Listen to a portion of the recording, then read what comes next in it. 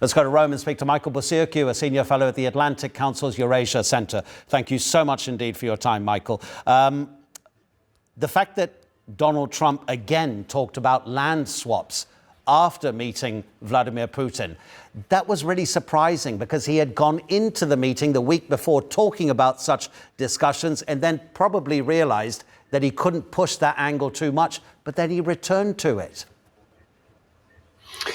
Good to be with you. Well, we're talking about someone who is the contortionist in chief. We're starting to get whiplash from listening to Mr. Trump. One day he says one thing, another day another. He issues threats to various countries, friends, enemies, and allies, and then also backtracks on that. So it's very, very difficult for anybody, including planners here in European capitals, to figure out a strategy with Mr. Trump. I am beginning to think that perhaps Mr. Zelensky going into that meeting with Mr. Trump on Monday, a reminder that it's the first time back in that Oval Office since the big dust-up, should maybe look at this as a last chance to have the United States as a middleman, as a mediator. And by the way, if I were Mr. Zelensky, I would send a very, very powerful signal saying, Mr. Trump, you just shook hands with a war criminal. You just shook hands with someone who has the blood on tens of thousands of dead Ukrainians. I'm not shaking hands with you. That would be a very, very powerful signal. And then finally, you know, if Ukraine were not to, and the Europeans were no longer to look at United States as a middleman, and I think Turkey would be a fantastic interlocutor. They're on your good terms with Mr. Putin, Mr. Zelensky, with Europe, Black Sea security. That would be a wonderful combination. Yeah, there have been talks between the two sides, of course, in Istanbul in the past few months. But whatever pressure can be brought on Vladimir Putin, possibly Donald Trump didn't place what he has at his disposal, having talked about the possibility of severe sanctions, and then suddenly that disappeared. Michael, did anything change from before the meeting to now? A lot changed, especially for Mr. Putin. Again, this is a wanted war criminal who was elevated from the grave of diplomatic isolation onto the world stage. I was watching Ukrainian media and Ukrainian social media, Telegram channels very carefully as soon as Mr. Putin stepped on the red carpet. He basically stepped over a red line onto a red carpet. Ukrainians were disgusted worldwide to seeing this man being welcomed in such a manner by who is supposed to be the leader of the free world. You know, it was so bizarre to watch what happened in Alaska from beginning to end, because it almost looked like the whole thing was scripted by the Kremlin, especially that so-called press conference near the end where Mr. Putin spoke first and at length.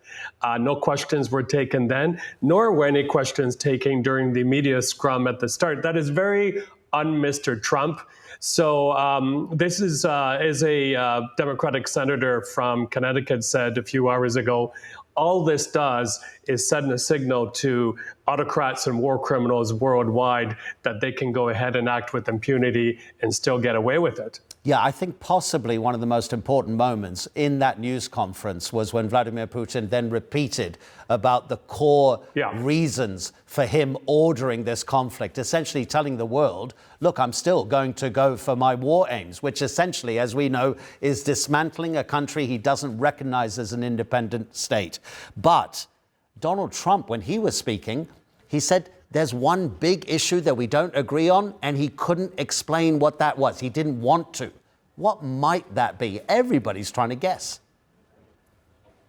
Everyone is trying to guess. And yeah, you're right. I mean, what Mr. Putin said, we must address all root causes. All root causes must be eliminated. That's code for saying Ukraine is illegitimate. We need elections there.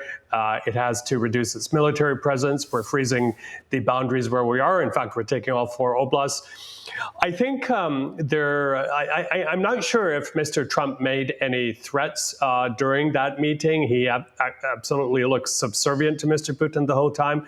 But, you know, there is that very, very powerful leverage left, and that is to slap India, China, and Brazil, the big purchasers of Russian oil, with heavy, heavy sanctions and tariffs. And then that in turn would starve the Russian war machine of revenue.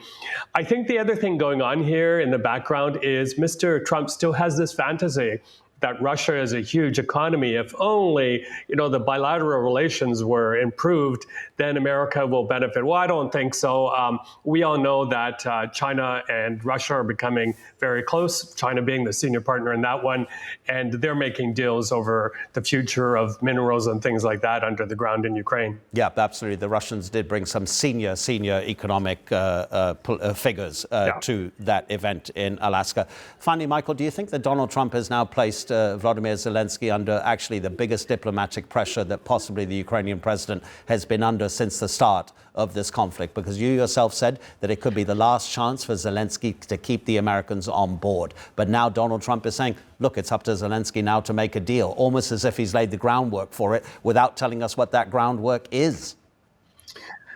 Yeah, you see, because we're in this situation right now, and I'm Canadian, and I've watched my Prime Minister, Mark Carney, handle Donald Trump and Keir Starmer as well. And, I think world leaders are caught between that. Do I butter up Mr. Trump and play to his,